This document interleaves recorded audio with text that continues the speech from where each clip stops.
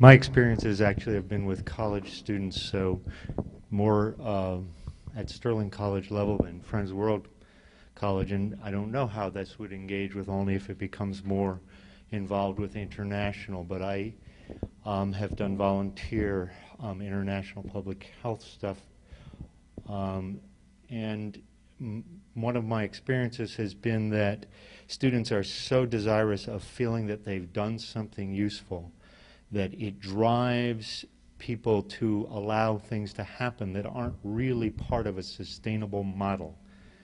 So how do you arrange something where you know the students are probably only going to be involved short term so that you're actually playing into creating things that are of value to the community, empowering the community, rather than empowering students who are actually only going to be engaged for a short period of time? One example that I've recently read a good deal about is the production of solar ovens in areas in which most of the components, or in fact, I think in one case, all of the components were available locally. The solar ovens become really important in cases where firewood has become difficult to obtain, or where, say, the cattle manure is being used for fuel rather than fertilizing the fields. Many examples of that. So one example would be this type of technology that can be produced pretty much from what is available locally. So when people are trained, they can carry on this type of progressive innovation.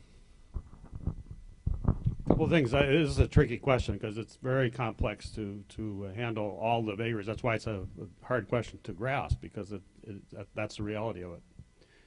A couple of things I think that we've tried to do. One is that you don't have to educate the same student over and over again. You can have a continuous program that goes into, say, a different culture and works with a population with a new group of students coming back and back, but working on the same issue, so that for the local people there's a continuity or continuality with what the issue is, even though you might see new faces showing up and doing, say, the research work. We have an example of a watersheds project in, I think it's in Belize, if I remember right, where they've been working with the group for 10 or 15 years now, over time, giving back to the community, collecting this data and helping to inform the community of what their choices are.